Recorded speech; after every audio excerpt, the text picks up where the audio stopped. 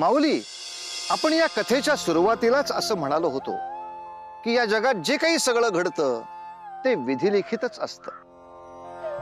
आता हेच तत्व जर मान्य करायचं तर मग आपण सारे या विधात्याच्या हातातल्या कळसूत्री बाहुल्याच झालो. जशी राणी कीर्ती आहे माऊली, तिला तर भगवंतानीच सांगितलं होतं की तिचा होणारा पुत्र हा अल्पायुषीच असेल. तिच्यावर आभाळच कोसळलं ग दुःखाचं. पण देवाच्या दारी उशिरा का होईना पण आशेचा किरण उगवतोच. आणि म्हणूनच त्याने तिला गुरुत्समद ऋषींना भेटायला सांगितलं, आणि ते सुद्धा सूर्यास्त होण्याच्या अगोदर.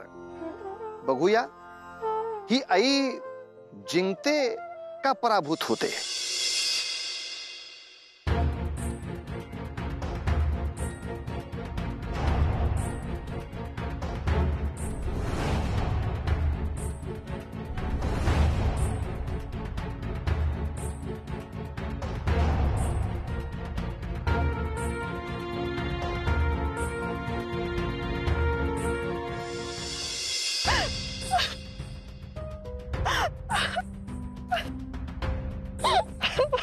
पुत्री, काय झाले आणि तू असं या बाळाला घेऊन धावा काय करतेस?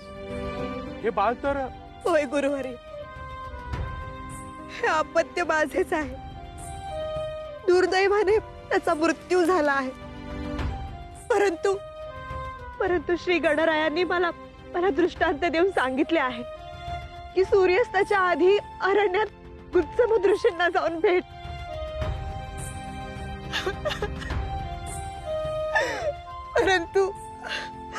परंतु सूर्यास्त झाला आणि माझ्या आशा देखील अस्त पावल्या आहेत. अनावधानाने का असे ना, तुझी भेट माझ्याशी झाली आहे, तेही सूर्यास्त होण्या अगोदर. होय पुत्री, मीच आहे ऋषी गुरुत्समद.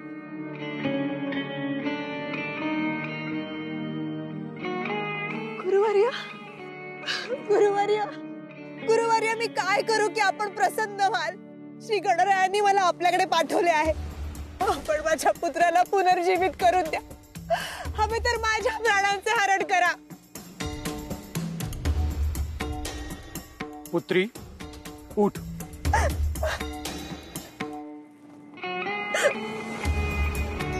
पुत्री, नियतीने तुझ्या सोबत एक विचित्र खेळ खेळला आहे. तुझ्या हातून असे एक पुण्यकर्म घडून गेलेले आहे त्याचे तुला भान देखील नाही. पुण्यकर्म? कुठले पुण्यकर्म? शमीपत्र अर्पण करण्याचे पुण्य. तुझ्या अजाणतेपणी तू शमीपत्राचे अर्पण श्री गणरायांना केले आहे, त्याचा तुला उपयोग होणार आहे. तत्पूर्वी या शमीपत्राची कथा तुला माहीत होणे आवश्यक आहे. शुभमंगल सावधान. वितिहोत्र नगरीमध्ये औरव ऋषींची कन्या शमी आणि धौम्य ऋषींचा पुत्र मंदार यांचा शुभविवाह शौनक ऋषींनी संपन्न करून दिला.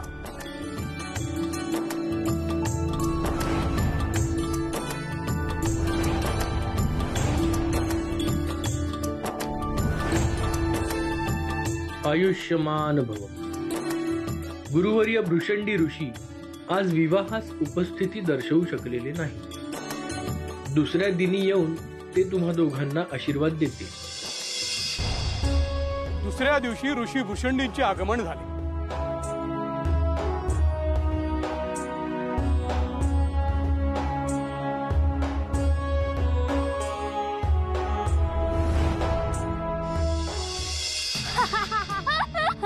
मोठमोठे आणि भुवयामधून सोंड आलेल्या ऋषीला पाहून तिला हसू आवरता आले नाही. ती तसेच आतमध्ये गेली आणि तिने मंदारला निरोप दिला. त्याने बाहेर येऊन त्या अवस्थेमधील ऋषींना पाहिले, त्यालाही हसू आवरता आले नाही. त्याच्या या वर्तनाने अपमानित झालेले भृषंडी ऋषी क्रोधित झाले आणि त्या क्षणी त्याला शाप दिला. हे मुलांनो, माझ्या देह यष्टीवर हास्य चित्कारणाऱ्या तुम्हा दोघांचे या क्षणी अशा वृक्षांमध्ये रूपांतर होईल त्याच्याकडे कोणी देखील पाहणार नाही.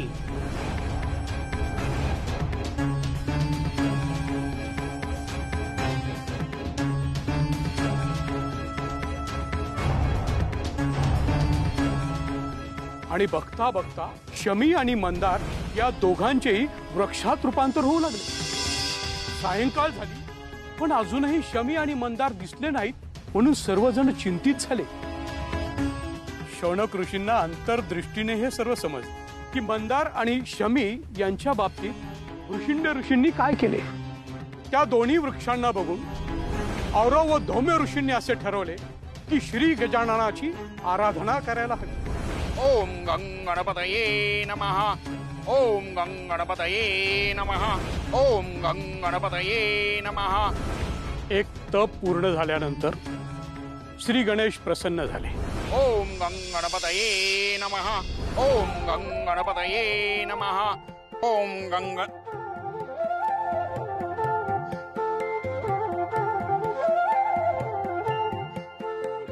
हे गणराया, आमच्या पुत्र व पुत्रीला मनुष्य रूपात परत आणावं. नाही, ते शक्य नाही.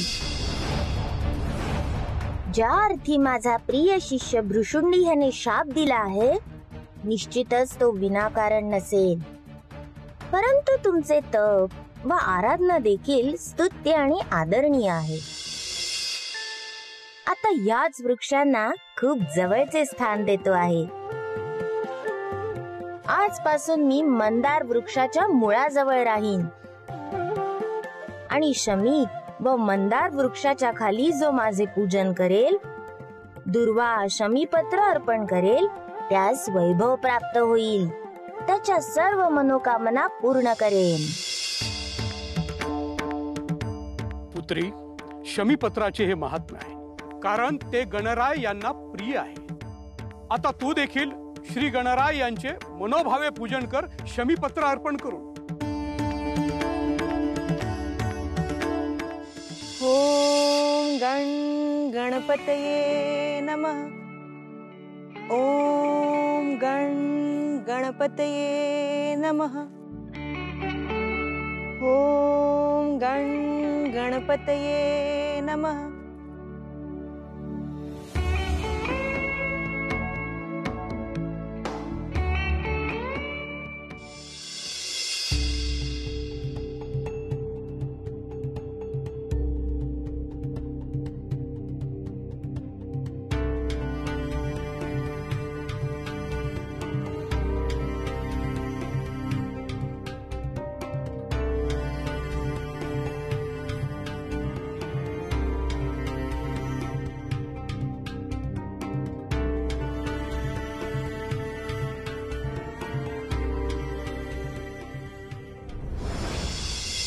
कीर्ती,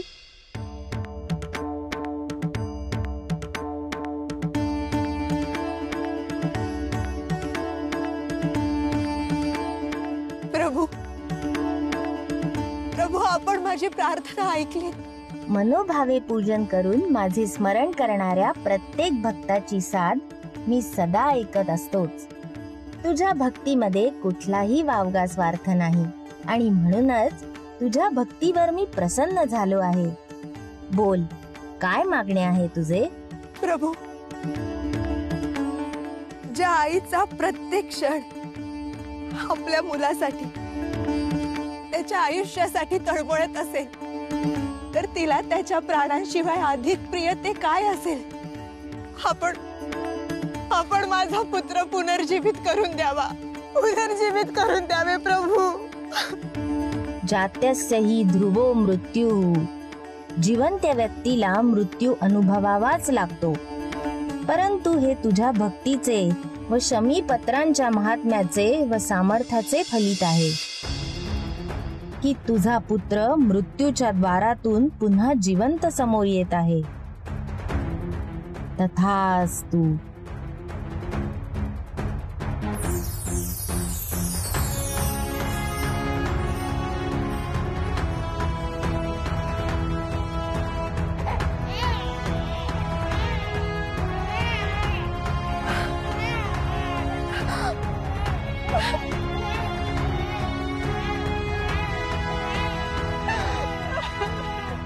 पुत्र क्षिप प्रसाद व राणी कीर्ती, तुम्हा दोघांवर माझी कृपा दृष्टी सदैव राहील.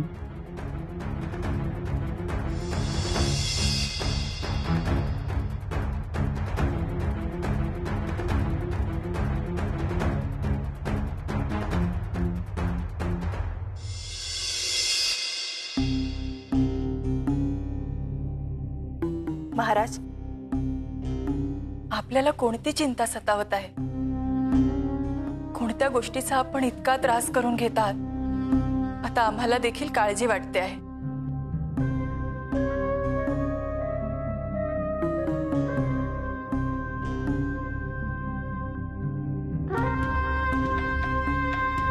महाराज, आपल्या दीर्घायुष्याकरता मी पूजेचे आयोजन केले होते, त्याचाच हा प्रसाद घ्या.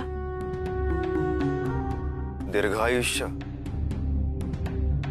ज्या जगण्याला कसलाही अर्थ उरला नाही, हे तो उरला नाही, ते जगून काय करावे? असं नका बोलू पिताश्री. अजून आपल्याला अनेक दायित्व पार पाडायचे आहेत. मला या राज्याचा उत्तराधिकारी बनवायचं आहे. तसे राणी कीर्ती यांचा काही पत्ताच नाही. महाराज, महाराज, राणी कीर्ती, महाराज, राणी कीर्ती, राणी कीर्ती.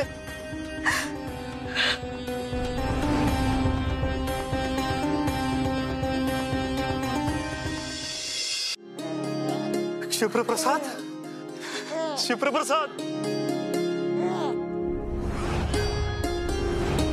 माझे अंतर्मन मला सांगत होते की माझा पुत्र आणि माझी पत्नी परत येतील. महाराज, अहो ही तर गणरायाची कृपा आहे. त्यांच्या वरद हस्ताने आपला पुत्र मृत्यूच्या दारातून परत आला आहे. महाराज, महाराज, मी तुम्हाला म्हटले होते ना, आपला क्षिप्रप्रसाद नक्की परत येईल. बाळ क्षिप्रप्रसाद, तू आलास. थांबा, मी तुला प्रसाद देते. हे घे, प्रसाद घे. थांब बाबा.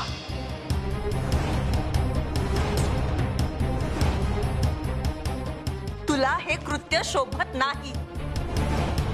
तुझ्या हातून प्रसाद देणे म्हणजे त्या प्रसादाचा अपमान आहे.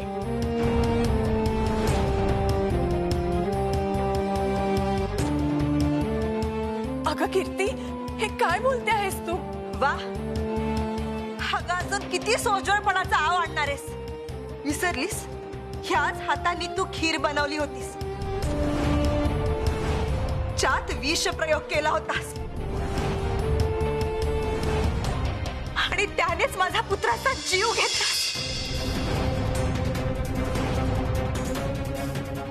काय प्रभा, तू म्हणजे तू माझ्याशी खोटं बोललीस? शिप्रप्रसादवर विषप्रयोग तू केलास? नाही महाराज, ही खोटे कथन करते आहे. माझ्याशी असणारी असूया कायमच जाणवत होती, आणि आता देखील ती तशीच वागते आहे. आणि आता हिचे स्वप्न आहे की हिचा पुत्र सिंहासनावर बसेल, जे कधीही शक्य नाही. प्रभा, तुझी मती नेहमी ऐहिक सुखात रमलेली आहे. महाराज, मला व माझ्या पुत्रास ना या संपत्तीचा मोह आहे, ना आपल्या सिंहासनाचे. परंतु अशी छाया जी आपल्या नात्याचा आणि आपल्या पुत्राचा जीव घेत असेल, तर तिचे कोणाशीही सख्य होऊ शकत नाही. खोटे, दादांत खोटे. माझ्यावर असे आरोप करायला तुला लज्जा नाही वाटत? प्रभा, तुझे असे हे बेचैन होणे, तुझे अधीर मन तुझा अपराध सिद्ध करते आहे. आणि मी सर्वांसमक्ष माझ्या पुत्राच्या शपथेवर सांगते, जर मी खोटे आरोप करत असेल तर या क्षणी माझा पुत्र जीव गमावेल.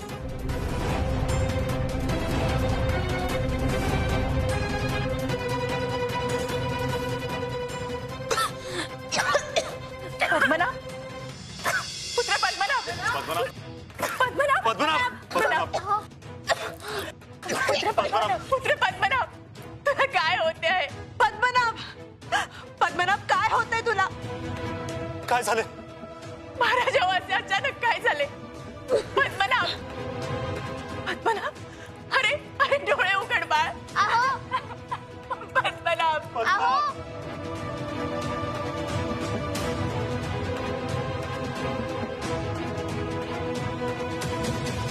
अखेर माझ्या माझ्या कुकर्माची शिक्षा माझ्या पुत्रास मिळाली। महाराज, कीर्ती जे काही सांगते आहे ते सारे सत्य आहे। पद्मनाभला सत्ता मिळावी म्हणून क्षिप्रप्रसादवर मीच विषप्रयोग केला होता। पण महाराज, मला माझ्या चुकांची जाणीव झाली आहे। काही करा पण माझ्या पुत्राला वाचवा महाराज, माझ्या पुत्राला वाचवा।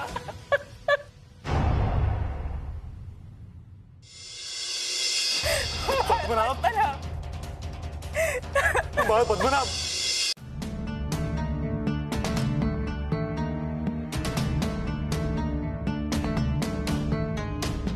यांनी काय सेवन केले होते का?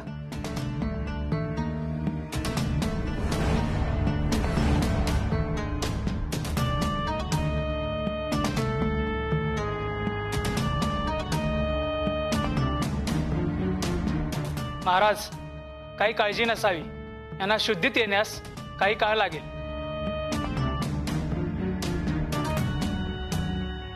येतो मी।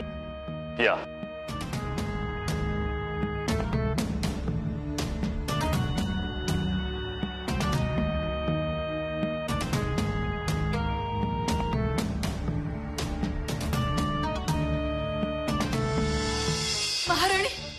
महाराणी, घात झाला।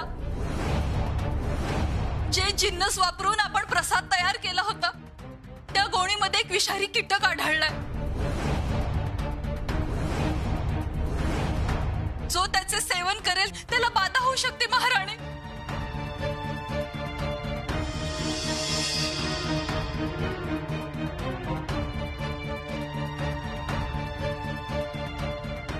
जे घडायचे होते तेच घडले आहे महाराज। आमची दुष्कृत्य किती भयावह होती याची जाणीव झाली आहे। कीर्ती, मी तुम्हा दोघांची आणि महाराज तुमची देखील अपराधी आहे। क्षमा करा असे देखील मी म्हणू शकत नाही। तुम्ही जी शिक्षा द्याल ती मान्य आहे महाराज। प्रभा, संकट जेव्हा आपल्या दारी येते तेव्हाच त्याची तीव्रता जाणवते। तुझ्यासोबत हे घडले म्हणून तुला उपरती आली। तुझ्या कुकर्मांची शिक्षा पुत्र पद्मनाभला मिळाली, परंतु श्री गणरायाची कृपा की इतक्या संकटातूनही आपला पुत्र सुखरूप आहे।